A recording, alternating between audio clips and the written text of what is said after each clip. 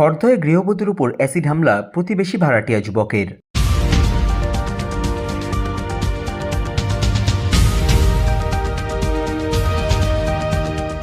খড়দহ পৌরসভার ২ নম্বর ওয়ার্ডের LP colony এলাকায় এক গৃহবধূর উপর অ্যাসিড হামলার ঘটনায় তীব্র চাঞ্চল্য ছড়িয়েছে এলাকায়। অভিযোগ, স্থানীয় অলোক দাসের বাড়িতে ভাড়া থাকেন ২ ভাড়াটিয়া। তাদের মধ্যে আক্রান্ত গৃহবধূ ও তার স্বামী এবং এক সন্তান একটি ঘরে ভাড়া থাকেন এবং অন্য ঘরে ভাড়া থাকেন অভিযুক্ত যুবক। অভিযোগ, শুক্রবার আক্রান্ত গৃহবধূর বাড়ির উঠোনে কাজ করছিলেন।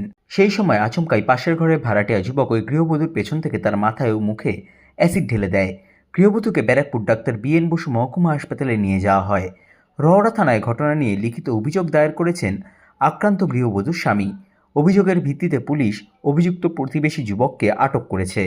ঘটনা নিয়ে আক্রান্ত মহিলার স্বামী ও খড়দহ পৌরসভার ২ নম্বর ওয়ার্ডের পৌরপিতা চিন্ময় কুমার দাস বলেন, আমি তো উপস্থিত ছিলাম না, আমি ডিউটি গেছিলাম। তারপরে আমার ভাইপো ফোন করে বলল এই ব্যাপার হয়েছে কাকা, তুমি তাড়াতাড়ি আসো। তারপরে আমি আসলাম, এসে দেখলাম ওদেরকে হসপিটালে নিয়ে গেছিলো ভাইপো। হসপিটাল থেকে কোন হাসপাতালে নিয়ে গেছে? বীরেন বোস থেকে ও তখনই নিয়ে আসলো। নিয়ে আসার পরে আমি দেখছি লোক ওইখানে জড়ো হয়েছিল। তারপরে পুলিশ গিয়ে পৌঁছালো। পুলিশ গিয়ে পৌঁছে ওকে ধরে নিয়ে আসলো। আমি যা শুনলাম যে বউর গলা টিপে অ্যাসিড ঢেলে দিয়েছে, ওর মাথায় মুখ ফুক সব ফুলে গেছে।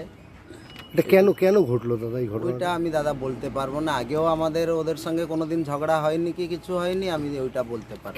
পাশে ভাড়া দিয়ে, হ্যাঁ, এলপি কলোনিতে ভাড়া থাকে তারক দাসের বাড়িতে, দুজনেই ভাড়াটে। আমি যা শুনলাম যে ছেলেটি ওই গৃহবধূর উপরে একটা এরকম ঘটনা ঘটিয়েছে। সত্যি নিন্দনীয় ঘটনা। আজকের দিনে যে এইরকম ঘটনা ঘটতে পারে, এটা আমরা শোনার পর সঙ্গে সঙ্গে আমাদের একটা শক হয়েছে, যা হয় আর কি মানুষের।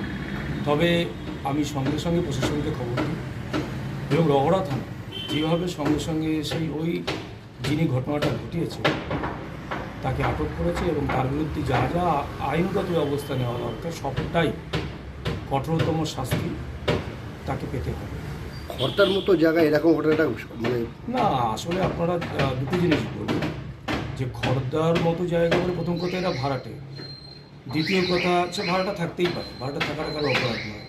দ্বিতীয় কথা, দেখবেন আমাদের সোসাইটিতে প্রায় প্রত্যেক জায়গাতে কম বেশি এরকম দুই একটা থাকে যারা একেবারে সমাজের কীট, যারা সমাজটাকে কলুষিত করছে, যারা সমাজে এমন এমন ঘটনা ঘটাচ্ছে যেটা একজন সহনাগরিকের ক্ষেত্রে দায়বদ্ধতা বুঝতে সে যাচ্ছে।